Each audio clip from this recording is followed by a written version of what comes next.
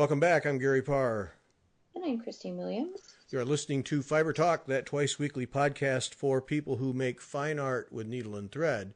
And yes, we're making fine art because we have a guest this time, so we can't stab needles into thread and things like that. So we're going cultured, highbrow, because Trisha Rothoff? Rothoff. Oh, I did it. You were on it. You were on a roll. Nobody gets it right. It's okay. But see, before we started, the rule is ask how to pronounce the name, because that's what us professionals do. And then you promptly forget and mispronounce it. Yep. You get a pass. It's okay. It's okay. So once again, for you rookies out there, ask ahead of time, and then you won't sound like a complete idiot. Yeah. Mm-hmm. It's almost like a tradition now. Yeah, it's because, not. I'm not proud of this tradition, though. It strikes me that I could ask. We could change this, but we don't. No. It's more fun this way. It's okay. It is Yeah. because you never know how it's going to come out.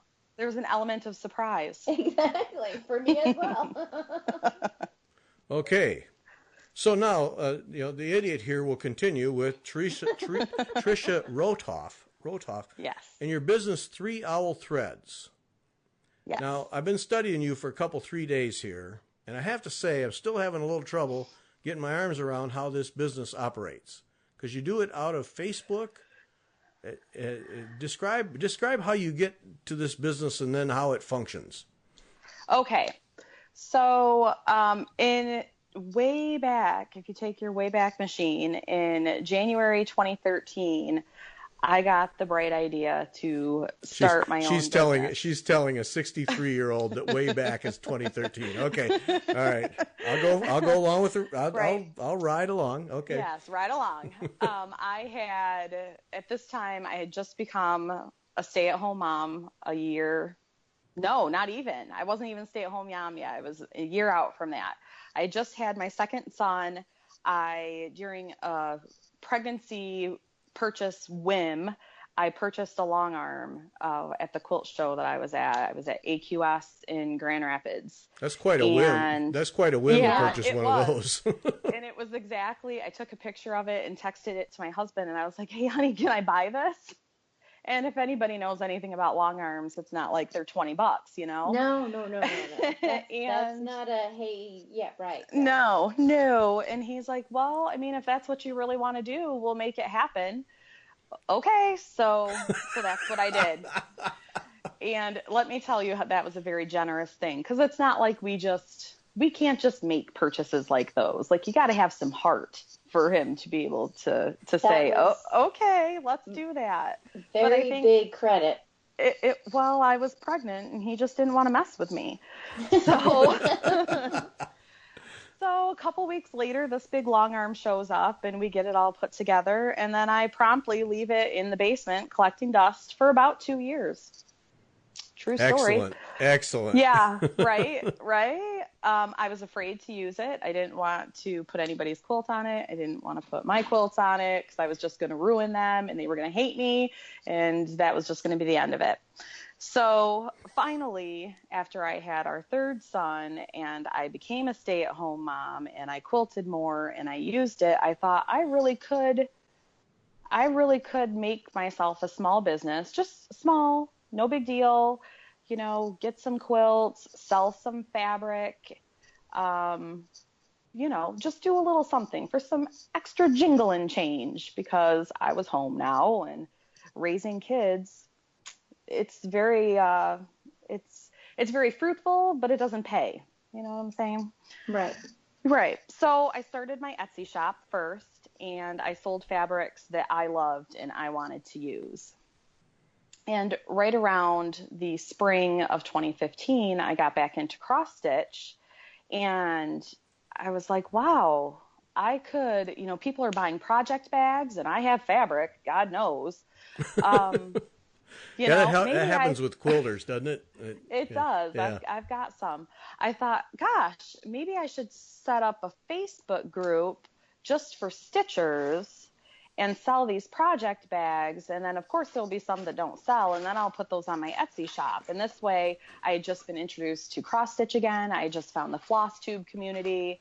And let me tell you, stitchers like to buy things. And we love to buy things from other stitchers. So I thought, I'm just going to do this. So that's how the Facebook group started. And that's where I sell most of my stitchy things first. And then I migrate things to Etsy for the greater audience. So that's where that all started. That's pretty cool, actually. That's a really good idea. Is it on the marketplace, or is it just on like a Facebook page that you have? I have a private group. I have a group that's closed, so you have to, click on join and then be approved. I'm the only admin in my group. And then I approve people if they look legit, and then they come in and buy my stuff. I try to, I haven't made any project bags in a while. I will admit I've grown a lot in the past 7 months, and I just haven't found time to sew. But in my Facebook group, you can find album sales for Soda Stitch. I recently became a Soda Stitch distributor in the United States. I'm one of 2. So that's pretty amazing. Soda Stitch is a South Korean company, and they only have 2 official retailers in the United States. So I have album sales quite a bit. I have the 3 Owls Nest Egg, which is a Thread of the Month club. I've got several options for that. Right now I have 3 auto ship programs happening for my customers. I've got Farmhouse Christmas and Welcome to the Forest, and just recently Garden Cottage Samplings, Songbird series that I'm doing. So, and I do all of that through Facebook, through a select audience of stitchers that find me basically through FlossTube. So what comes first, the quilting or the stitching? You mean in everyday life? Like use the Wayback Machine. in the way back, well, if you go way back, I learned how to stitch from my mother when I was probably in grade school. And I believe that she taught herself. I probably could have asked her this question. I don't think I ever have, but I remember her stitching when I was younger. I had some health problems when I was in like the 4th or 5th grade, which required a lot of waiting at doctor's offices. And it was really stressful for her. She was a single mom. So she stitched in order to help, because we know, needle arts can be pretty relaxing. And when I was off school for an extended period of time, she taught me how to stitch, and it didn't really catch on when I was, 10, 12. And then I picked it up again after my first son was born in 2002 and stitched for, 6 months or so. And then again, I picked it up in probably 2005 and stitched something for a friend just on a whim. And then really got hit spring 2015 is when I've picked it up and really haven't gone back. But before that last stint in 2015, I learned how to quilt. And that's a funny story, maybe for another day. I learned how to quilt. I learned how to knit. I tried crochet. I didn't really care for that. I was weaving for a while. I just like all the things. Christine, she has that disease. I do. I'm so excited. We were just talking about this, where you have, and I called it a mental illness, but maybe I don't think you have a mental illness, so maybe it's just. If I do, I don't want a cure. Exactly. Maybe it's just a curiosity where, you start something, a new type of craft, and it's just so exciting that you want to do all the things, right? Yes, absolutely. I think so. I love trying new crafts, and there are some that I'm okay at, and then there are some that I just really am not good at all. But at least I tried. Right, and there's other ones like you said about crochet where you say, you know what, this is just not enjoyable. I don't like doing it. Right. Exactly. Okay.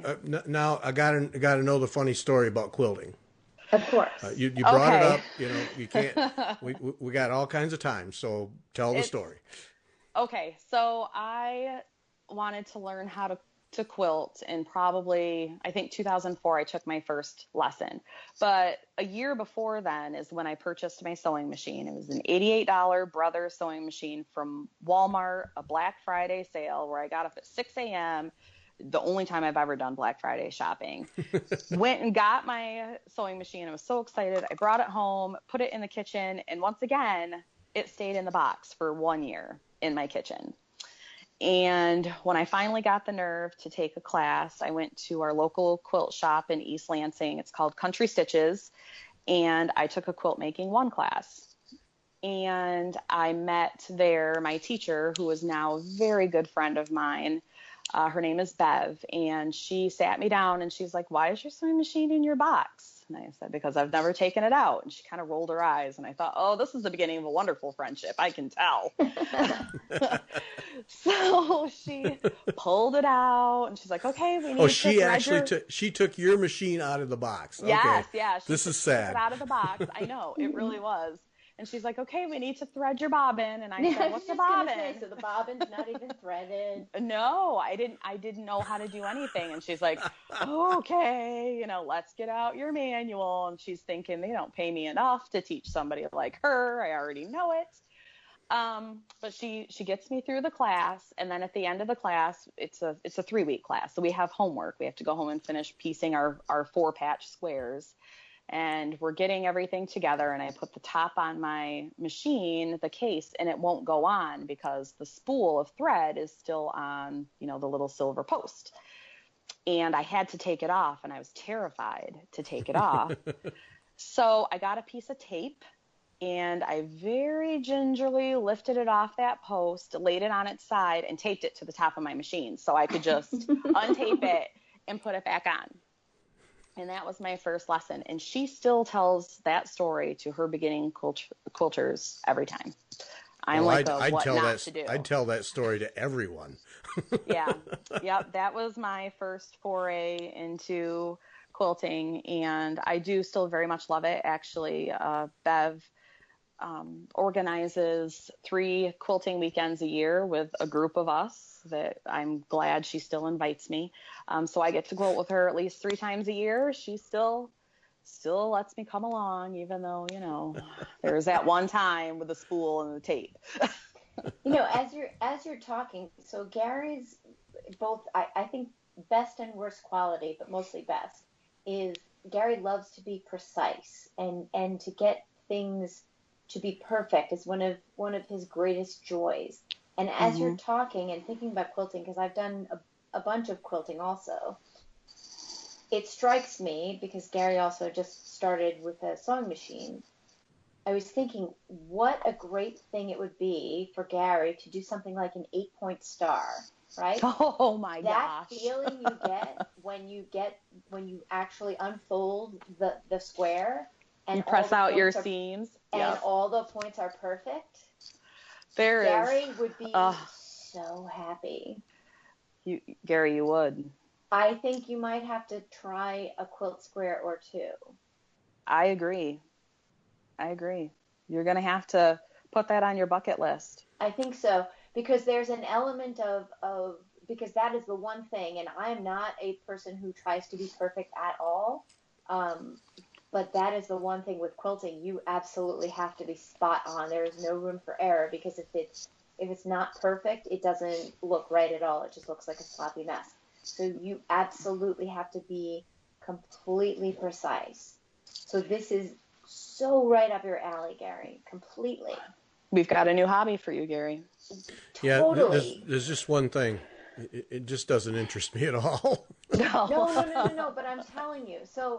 But what we'll have to do is we'll have to enable you by one of us, right? Somebody else will have to choose your fabrics for you, and you'll just have to do all the piecing, the piecework. Yeah. And I'm telling you, the challenge of getting it to all fit together absolutely perfectly with no puckers, and getting curves to work right, and getting all of the points to be perfect, you will be so happy. I'm already intimidated. Right? For you. Yeah, probably not. Or I no? think no. I think you should just do one. Yeah, Maybe you probably could do not. like a placemat or something, just one block, and you can call Yes. it a mug rug. Something to put your cup of coffee on or your glass of water. Mm-hmm. We could make this happen for you. Mm-hmm. Probably not. Probably not. I'm telling you, there's a big challenge. I have no doubt, but I just no, no thanks. No, Oh, fine. doesn't appeal to me. I admire the quilts. Don't get me wrong. I admire quilts. I admire good quilting. I have a sense of what makes a good quilt. Just not. Yeah. No. Nope. Not so much. Sorry. Good It's try not though. for everybody. Credit for the effort, but nope. Nope. That's fine. So, Trisha, when you make the quilts, Yes. now see my stepmother for a long time made quilts like ridiculous. Just ridiculous. Like, the house was quilts hanging from walls all over the place, and she would give them away, and if you would go there, she would go to a closet and, here, take these, and she just had so many of them, and she was making them for people who needed blankets and those kinds of things. So I'm always curious, when you make quilts, do you do them more for decorative or more for functional?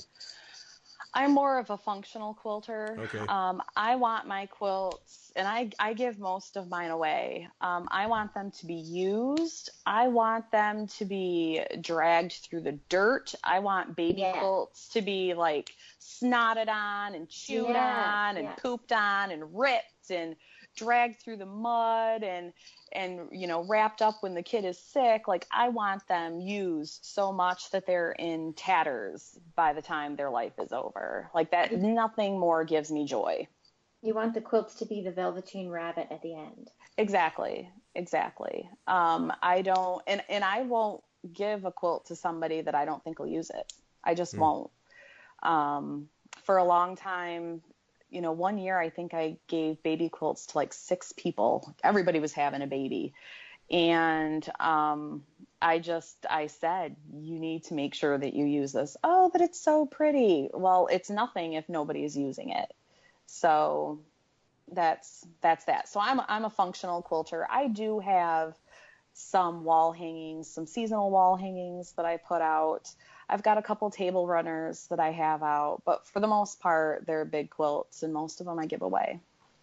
Do you feel like the long arm machine actually was the thing that bridged the gap? Because I feel like for me, aside from baby quilts and things that are smaller pieces, the thing that has prevented me from getting into quilting big time is the quilting process itself, and having a long arm machine that would make that easy and fast would actually make it enjoyable, right? So I'm wondering if having a long arm machine has been sort of the tipping off point to now it's not an onerous task that takes 6 months to do, because the piecing is the fun part, right? It's not the quilting. Absolutely. Yeah. But nobody's wrapping up in your quilt top. Right. Exactly. Yeah. Which I have plenty of those folded up and, needing to be quilted. The long arm definitely helped get my bigger quilts finished. Until I got that long arm, I was hand tying my quilts, which is great. And they still look really pretty, but there's something about the design on top of the quilt and how that looks, and how when you wash your quilt, how it crinkles up and is puffy with the stitches. It's like that just dimension. It is. It's just a totally different thing. And it is fast. And it makes it look, of course, more professional, and your quilts last longer if they're actually quilted by machine. So it helped me, and it helped a little bit with my creativity as well. My long arm has a computer on it, and I don't know how to use it. very well. I think that's actually a good thing, honestly. Yeah, I got it. I insisted after I got this machine and had it for 6 months and it was already collecting dust. I told my husband, I need a computer because I don't know how to do it on my own. And he's like, holy cow, Trisha, are you kidding me right now? And I'm like, I'm never going to be able to do it because apparently I have zero faith in my creativity. So we went and put the computer on and I hate it. I hate it. I just... one of the best ways to get a design out, and I'm not very fancy, I will admit that. You're not going to see me doing a lot of ruler work and things like that. Not quite yet. But a nice, loops and meanders and stars, and I've done some echo quilting. It goes great with a glass of wine and some music in the earbuds. You just kind of get into this flow, and it really is a happy place. It's great. So I feel like it kicked my quilting up a notch, maybe, and helped me get things done. Yes, yeah. Absolutely.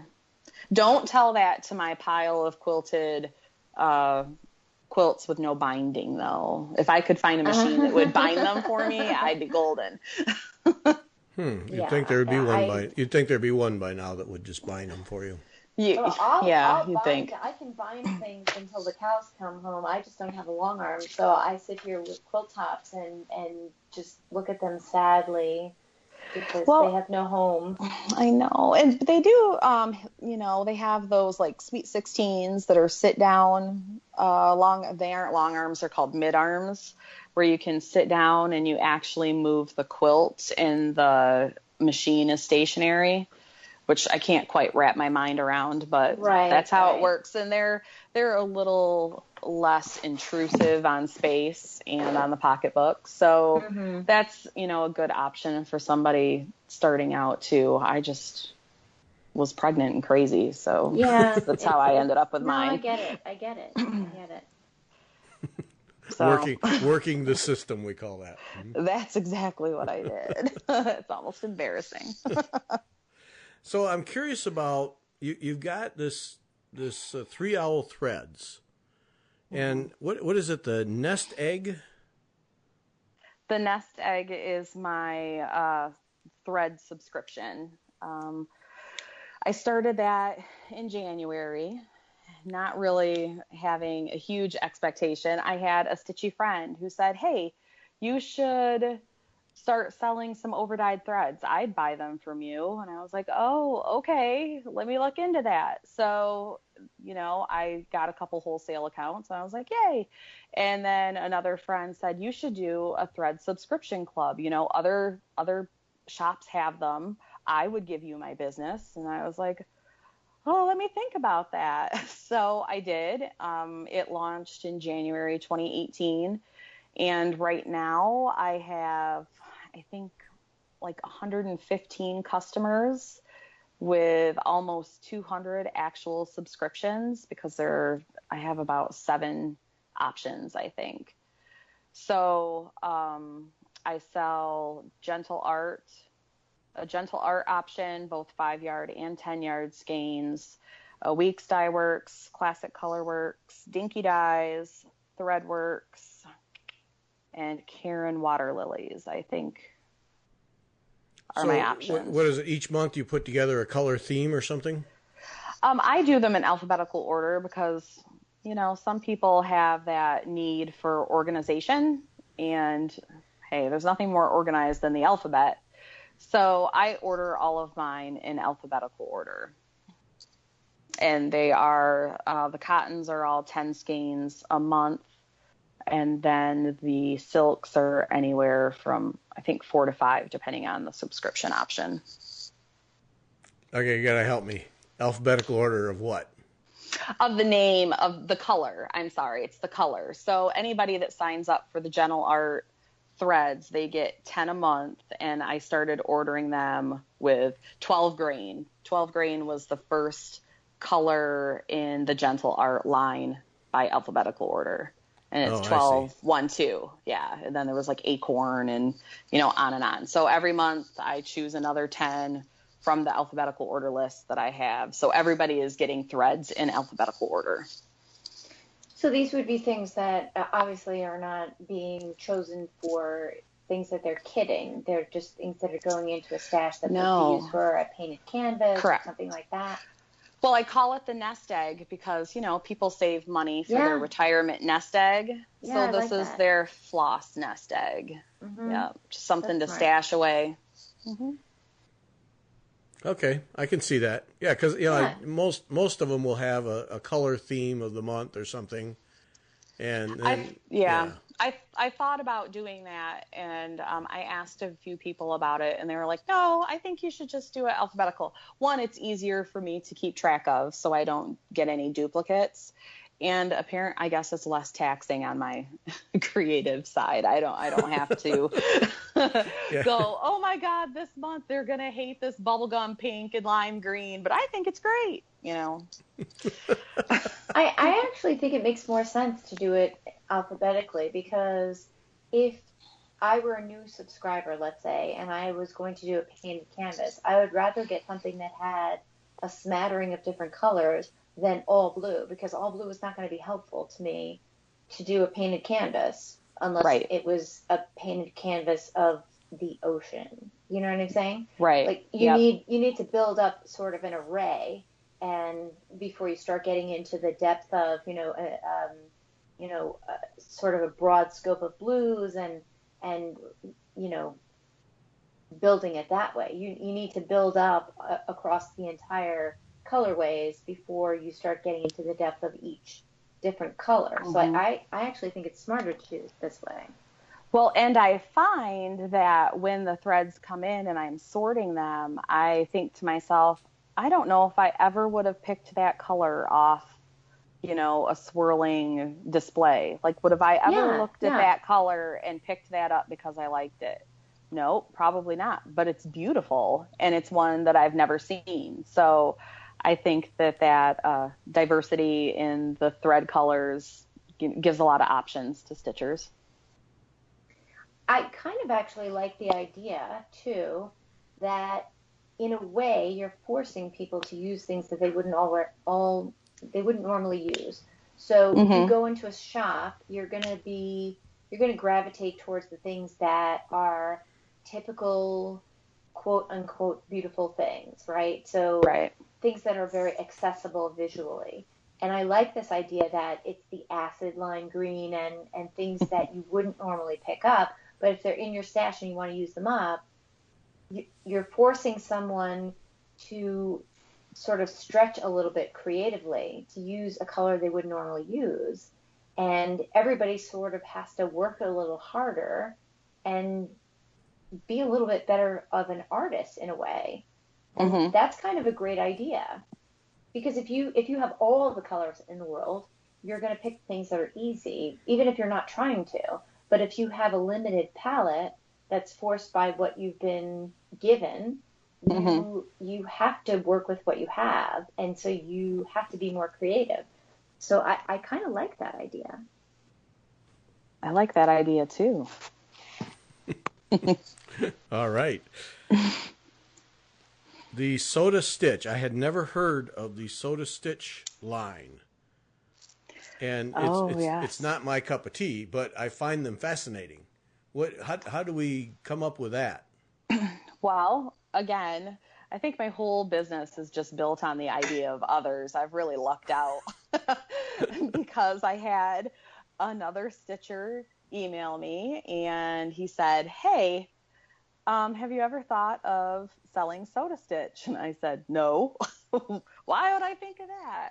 And he said, you really should. Not many shops offer it. There's only one in the United States, and anybody that wants to stitch them usually has to go to eBay or Etsy, and they are all shipped from overseas, either South Korea where the designer lives, or there are other shops in France and the UK and Canada, I think, has one. And I was like, oh, well, okay, let me reach out to the designer. She's on Facebook. And so I sent her a message, and I was like, hey, I'd like to sell your patterns. What do you think of that? And she said, that's great. Here's my line. Order what you want. So that was how that started. And it's been really successful. I'm thrilled to be one of 2 distributors in the United States. Like that's a pretty awesome thing. And the patterns are very cute. I can say that I have 2, I think, that I've started. I haven't finished them. Are these cross stitch? They are, yeah, Soda Stitch patterns are cross stitch patterns. Okay. Sodastitch.com is their website if anybody wants to run out and take a look at those patterns. They are very cutesy. They are very, there's a lot of animals in them, and then there are some people in them too that almost are like kawaii. You know, they're just kind of cutesy, animated, not at all realistic. It's all very, I don't know how else to say it other than cutesy. They're adorable. They're adorable really patterns. Really colorful too. They're very colorful. The charts are actually like laminated, and they're big fold-out charts. The charts themselves are very large. They're very easy to see. Their color, which I know turns some people off. There are a lot of people that don't like color charts, but because these are so big, they're really easy to read. And they're really well made.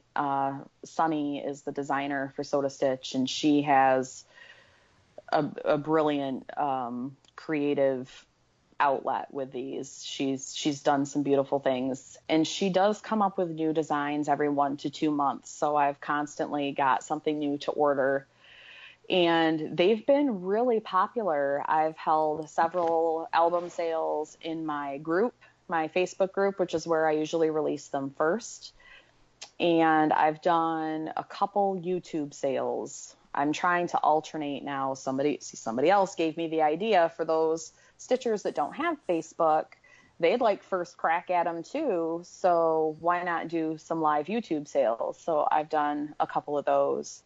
And I've gotten a lot of positive feedback on that. So. Are they spec'd for DMC colors or silks or what? Yes, they use DMC and Anchor called for, and then there's another floss called like Yeadman, and I don't know exactly where that's from. To be perfectly honest, I don't know what brand that is. I'm going to assume maybe it's a Korean brand or a Japanese brand. Yeadman, Yeidam, Yeadam. I don't know what that is, but that's the 3 flosses that are called for in those patterns. Yeah, sold as kits or just charts or both? Just charts. I haven't seen any kits, and then Soda Stitch does have their own official Etsy store where they sell some PDFs. Not most of Sunny's designs come out in physical charts, but every once in a while she'll release some things as PDFs. So interesting. Yeah, and they're very cute charts, and they are wildly popular, and they're so hard to get in the US. So I'm thrilled that I'm able to offer those to stitchers that really want those designs and don't want to have to wait 2 weeks to get them. Because you know how we are. We want to start something today. Right. So. Yeah. Because we're Americans. Yeah. We don't want to wait. That's right. Instant gratification right now. Yep. Mm-hmm. And then the Songbird Garden, that one appeals to me. Like the Soda Stitch is just interesting to me, but the Songbird's Garden, that's a monthly thing you've got. That really appeals to me. Those look very attractive. They are beautiful, and the chart number 1 has just shipped out to my customers along with the floss pack for the first chart, and the colors, they're all charted in Weeks Dye Works, and the colors are just beautiful. They're just beautiful. And chart number 2 is on its way to me now. That designer, she lives in Malaysia, so they take a minute to get to me, but she has some beautiful things that she's designed. And the Songbird's Garden is sure to be something wonderful throughout the year. It really is. Well, this year and next, because it's a 12-part series. So, how do you end up connected with people from such distant places? Other stitchers. Once again, yes. I had a stitcher, a FlossTuber, contact me, and she said, "Hey, are you gonna sell this series? Because I'd buy it from you." And I said, "Let me look into that." So I did. I'm telling you, none of this. I haven't done any of this on my own. This has all been in thanks to several other people that have given me ideas. It really has been. So that's how Trisha. I got started. I'm Trisha. I just sit back and let other people put my business plan together.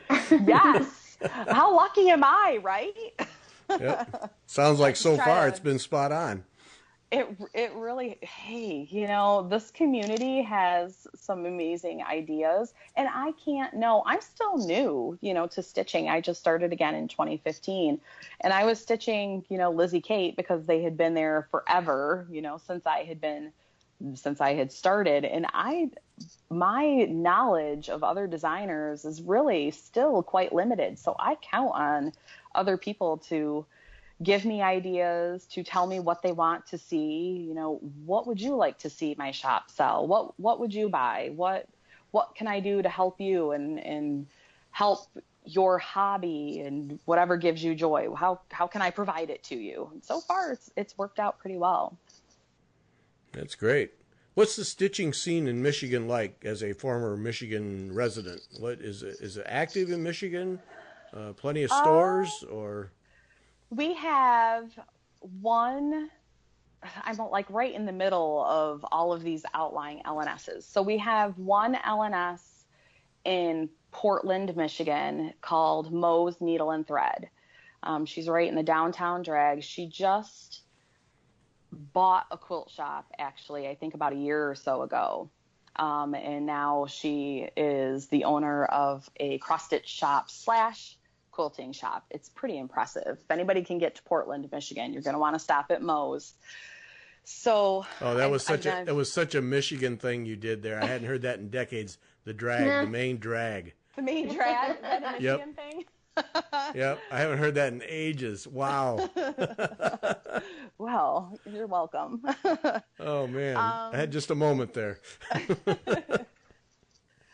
So that's the one closest to me. I know there's one in Fenton. I know that there's one in Southfield. Stitching Bits and Bobs is someplace close by. The Rocking Horse is in Southfield. Stitches and Things, I think, is the one in Fenton, though I could be wrong. Don't quote me on that. But those are all pretty far away. I haven't been to those. I will say that I was recently at StitchCon, and I sat at a table with some lovely ladies, 2 of which were FlossTubers, and found that there is a sampler guild in my area. Uh-oh. And I joined it. I know, I joined it. Sat down and I was like, sure, I'll join the guild. Where do I write my check? So I haven't been able to go to the first guild meeting yet. I was on vacation during their July get-together, but I plan on going in August, and I am excited. So I would have more to report back in a month. Okay. What was StitchCon like for you?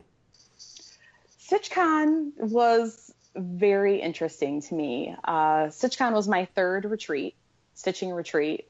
I went to Austin a year ago, and then I went to New Jersey, and I know you've heard a lot about New Jersey. Yep. And then I went to StitchCon. StitchCon was twice the size of those other ones.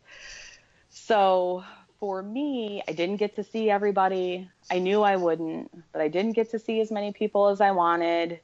I didn't get to spend enough quality time with people that I was really excited to see again from previous retreats. But as a whole, to see almost 150 stitchers all in one space, just doing what we do, was nothing short of phenomenal. Nothing short of phenomenal. And Keepsakes did a really good job putting that on and keeping us all together. Yeah. They did a phenomenal job. That was a big group of people. And, I heard you talking about it on one of your other podcasts that, it's full for next year already. Right. Oh, yeah. Yeah. Yeah.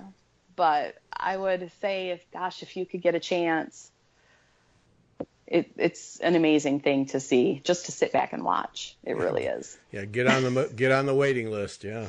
Mm-hmm. Yep. Now, I was thinking, since Arlene and I talked about that last week, about all the equipment, and there must have been a million different arrangements of stands and lights and scroll frames and Q snaps and everything else. I mean, that alone would have been quite a learning experience, just to see how everybody does it just slightly different. Yes. Oh, absolutely. We had tabletop frames. We had PVC pipe tabletop frames that, were built by the stitcher themselves. We had Lowry's. We had hoops, Q-snaps, people stitching in hand. There was every type of stitcher you could possibly imagine in that room. 40 count, 14 count, everything in between. It was pretty amazing. There were a couple knitters there even that, would put down their stitching and knit a little bit. It was great. It was great. There's knitters everywhere. Yes, knitters are everywhere. It's got to be one of the most portable thread-based hobbies on the planet. Yep. Hey, if you can knit on a pair of socks while waiting in line at the grocery store, you have got it made. It's trendy too, so that it is. Yep, that's true. So did you make new friends at the StitchCon? I mean, is it that kind of a thing where you make new friends or catch up? Absolutely. Yep, I did some catching up, of course, and then the table that I sat down at the first day, which was the table that I pretty much stayed at, there were all new people there. So a couple of them were actually from Michigan. There was somebody that I had been actually talking to on Facebook for over a year that I finally got to meet her in person. That was wonderful. There were other FlossTubers there who I had never heard of. And then, of course, this immediate guilt sets in, like, why am I not watching you? I thought I was watching everybody, but you just can't. You just can't, do that. But then making the connections with the Sampler Guild was pretty amazing. I honestly, even though there are people there that I didn't even meet, I can firmly say we're all friends. Yeah. We're all friends. That's just how we are. Yeah, it's pretty neat in those retreats with the FlossTube community in that there is an ongoing connection, but then to be able to actually sit down at a table with people that you've watched and learned about, it's got to be a lot of fun, yeah. It's like you don't even not know each other. I'm sure that was grammatically ridiculous, but It's not, though, because Gary and I we've been doing this a long time with Fiber Talk and then with previous things, and people come up to us all the time and start talking to us like they know us, like, oh, so how's your son, and what's going on? And I we would look at them like, I'm sorry, who are you? Met before, but they know us, right? And we don't know them personally, but we do know them, right? So it's this odd connection, but there's definitely a connection there. So with FlossTube, I imagine it's exactly the same thing. So it's a connection through wires instead of in face to face, but it's still real. It's very real. And I think I especially know in my case, I started recording FlossTube videos almost 3 years ago, if not 3 years ago now. And I didn't tell a soul that I was doing it. My husband didn't know until probably a year and a half ago. And then he just kind of thought I was silly, like, okay, Trisha, whatever. But these connections, this guy's incredible. I know. He's great. He would be his own episode, let me tell you. He'd love it. The connections are so real, and they can be like, these are your people. These are your friends. And you meet them in person, and it just solidifies how awesome you already knew that they were. And then when everybody has to go home, I tell you, after New Jersey, I cried. It was terrible. My last hug was Arlene. And if you've ever had a hug from Arlene, like, that's the end all be all. And I was like, I have to leave now. Those are friendships that started from, a seemingly weird place online, but are just so real and so genuine that I wouldn't change it for anything. No, and it's an odd construct, right? What we do, where we're broadcasting out to people, and people imagine that, and it's a one-way thing. And I don't think people understand or appreciate how much value there is in them communicating back to us. It's not just a feedback of, this went well, and we like this, or we didn't like that, but just the feedback of, the connection. That is such a valuable thing to us. It means so much when we hear from people that, and FlossTube is the same, just the comments and things like that. Because especially when people comment more than once, you start to know them. And when people write back to us, that's how we started to know Arlene. In fact, when people start to communicate, you build a relationship that way. And that means a lot. It really does. And especially in an age where, I'm on Long Island, you would expect that there'd be a gigantic community because New York has everything, and it's so not that way. Those relationships are so important. And I can't emphasize enough that people should not feel shy about writing back to us. It shouldn't just be, this is not a monologue. Exactly. It should be a dialogue, and that's important.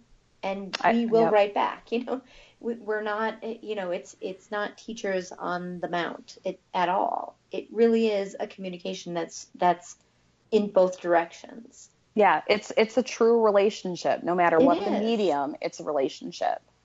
Yep. I love it. Yeah, well, and it's just great that we have this because, it's really rejuvenated the whole stitching hobby community. Just, and I just think so many times about the people who are alone, don't have stitchers around them, don't even know anyone, and it gives them a connection that without the internet they wouldn't have it all. And right. And then just absolutely. Look at what it's done for the threads and all the designs. I would suggest that FlossTube and the internet in general has been responsible for an incredible number of designs that would have probably never happened, just because who's gonna see my designs beyond my local store, and how can I find people who are interested, and there just would be no way, and then all the threads we have, for crying out loud, that's just it's ridiculous how many thread options that we have. And a lot of those I'm sure just wouldn't get developed, but there's such a big community that's all connected that you find people who have interest in those things. Exactly. And I think that when I'm out talking just to your average Joe, and cross stitch gets brought up, people think, oh, isn't that what, old ladies working on their needlepoint, isn't that what they do? Yeah. And that is just not the case. That is not the case anymore. So, and social media, I think, really has helped that as well. I mean, I found when I got back into cross stitch, I don't know what possessed me to look on YouTube, but I did. And I saw my first FlossTuber, and I was like, wow, people actually get on here and record themselves talking about this. And let me tell you how my stash grew in that first 6 months. It did. Yeah, that's the danger part there is, I bought these 6 things. Well, wait a minute. I'd like to have that one. Yeah. Mm-hmm. Yeah. Be careful. Oh, yeah. That's right. It can be dangerous. Yeah. So do you have your own little stitching place in the house, or?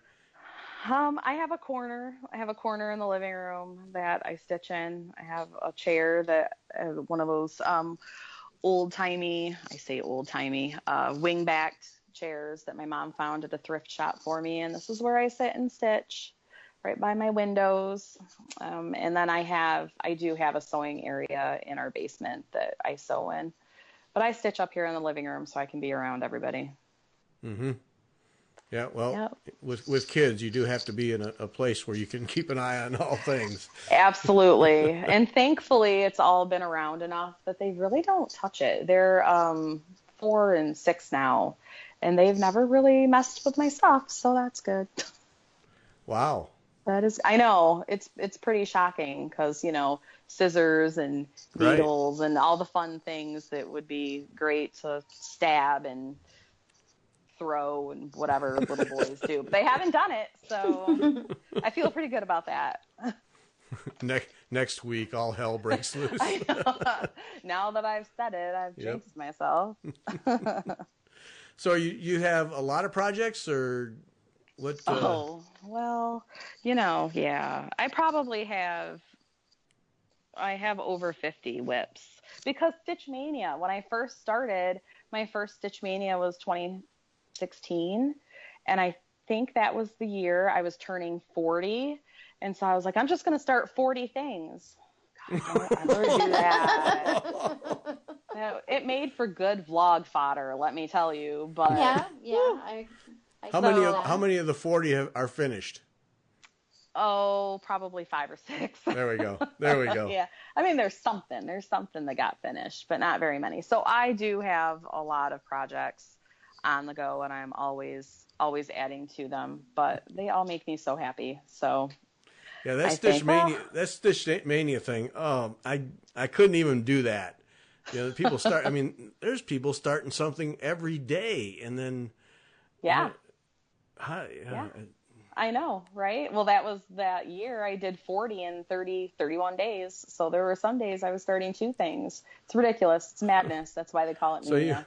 So you actually bought thread and cloth and chart for 40 things. Yeah. Well, I had 40 things in my stash, so I don't think I really had to buy much for them. So I was using up what I had. But yeah, that was some crazy that times. Sigh says it all. It really does. That says everything you need to know. Oh, that's just crazy. I'm sorry. That's just crazy. It is. We're all mad here. Do you still like all the 40 things? There are a few things that I've culled. I've gone back through, and I'm like, I'm not so sure about that anymore. So out it's gone. Okay, you're normal then. Okay, good. Oh, good. Yeah, for sure. For sure. My tastes have changed so much just in, 3 years. When I first started, I thought, I'm never stitching a sampler. Those are the ugliest things I've ever seen. And now I'm so enamored with just about any sampler I see anywhere that I think I just like to stitch everything. Yeah, that's a world. That's an addicting world there. I never really appreciated that till, Nicola Parkman's the problem, but oh yes, oh my gosh, she is absolutely the problem. But she is a problem. And it has, as I've said many times, it has that extra history dimension that really adds a life to it that other needlework doesn't have. And yes, and you've got a group now. You're a member of a group. Oh no. I know. Oh my gosh, it'll be so interesting to see what I see when I get there. I'm a little scared. I might be out of my league. No, I doubt it. They'll fit you right in. Always looking for a convert. Yep, that's what they tell me. That's what they tell me. Yep. All right, Trisha, this has been fun. Thank you. Oh, thank you for having me. I do appreciate it. Glad to have you. Yep, enjoyed it. Absolutely. I'm still not going to do a quilt. It's not happening. We're gonna get you. Nope. We're gonna get you. Not happening. Nope, it just isn't. Just remember, Never say never, Gary. Okay, all right, I won't. It's not happening. All right. Thanks, Trisha. Thanks to everybody for listening. And Christine and I will be back on Wednesday.